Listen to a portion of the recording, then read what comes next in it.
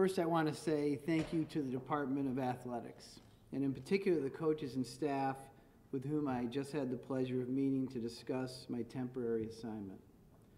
Let me tell you that this is an extraordinary group of people. I think they're the best in the business, and they've proven that time and time again this year. They are talented, they're dedicated, and they're selfless. The growth and well-being of their student athletes always comes first, even when it means long nights on the road and time away from their families. I am truly honored to be joining their team, even if just for a short time. I am also honored to be working alongside Herman Frazier, a decorated former college athlete and an Olympian. He's also an athletic administrator with a record of success on the field is equal to his record on the track. I would not be standing here taking on this responsibility without Herm's support. I also want to thank Chancellor Syverud for the opportunity to continue to serve my alma mater, especially at such a critical time in the department's history and the history of the university.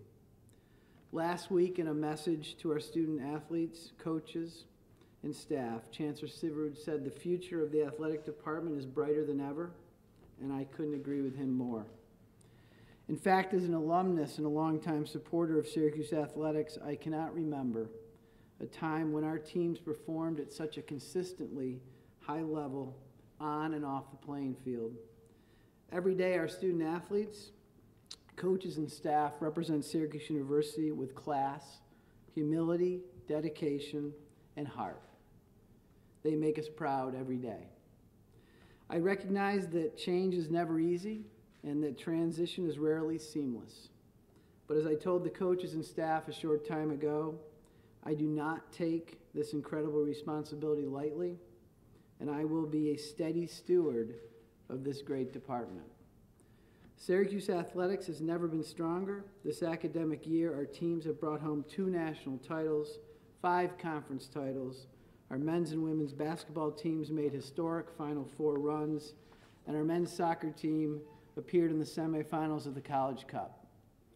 And let's not forget that many of our spring sports are still competing, so it's possible that we could bring home another championship, if not more.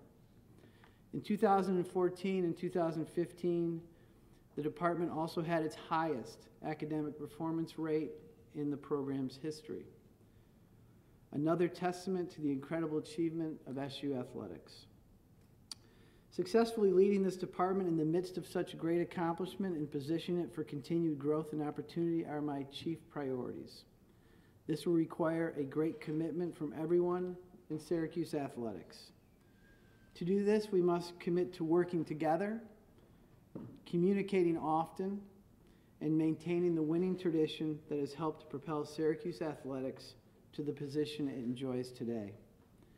As I noted, I will only be in this role for a short time. The Chancellor has made it his priority to initiate the search for the new Director of Athletics, and Herm and I will fully support that process, which we expect will be swift and meticulous. Syracuse athletics' continued success, combined with the university's significant investment in new facilities and our membership in one of the finest athletic and academic conferences in the country, makes the athletic director position at Syracuse University one of the very best in the nation. We will and are already attracting great candidates. We will select the right person for this exciting role. I am now proud to introduce the newly promoted Senior Deputy Director of Athletics, Herman Frazier.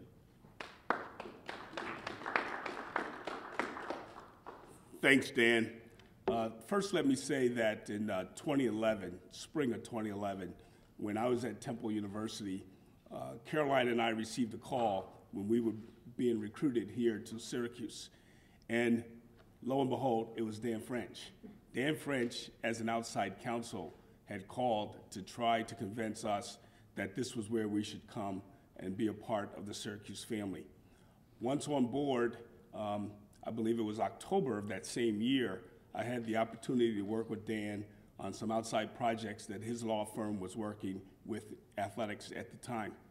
We then go down the road where Dan and his capable and able associate, Gabe Nugent, started working for the university as well.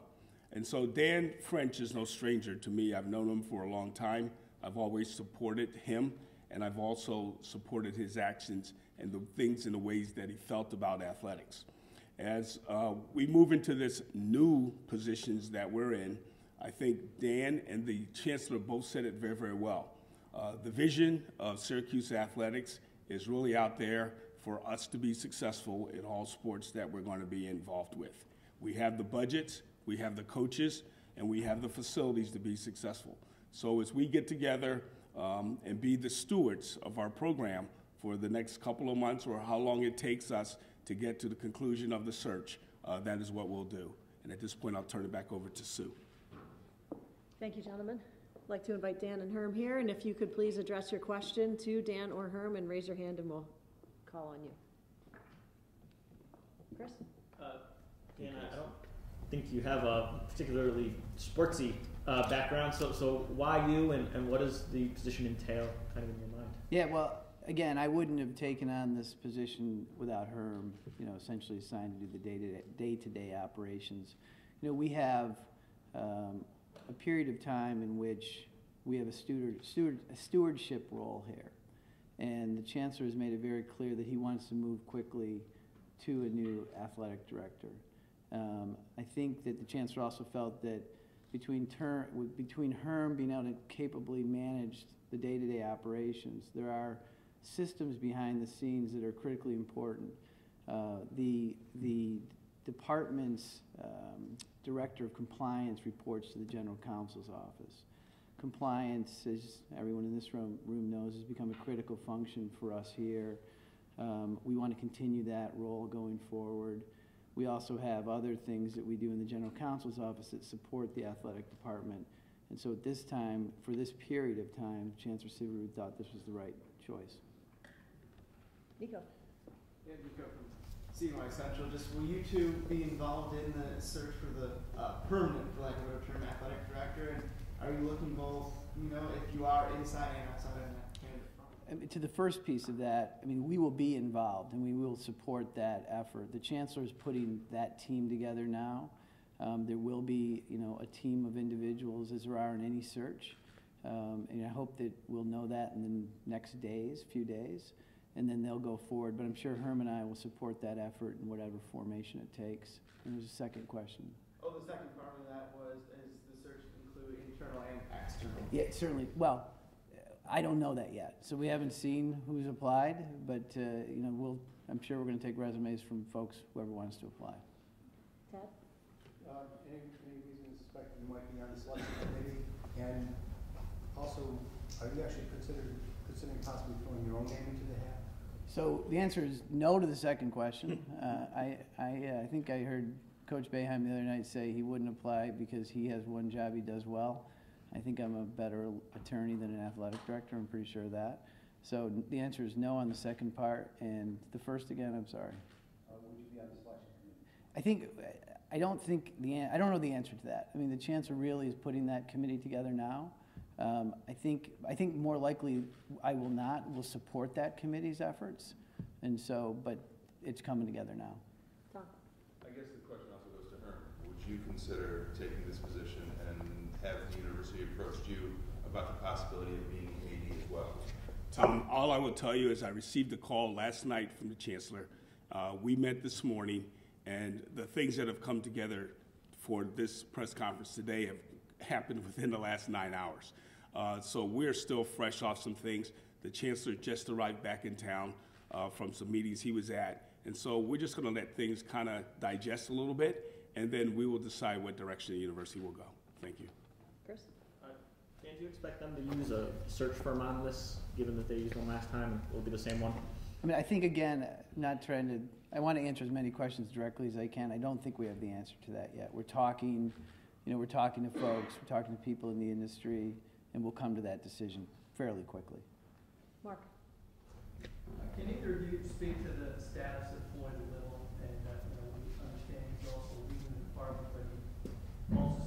you think that and stay a little longer to help find the new guy, the next guy or girl?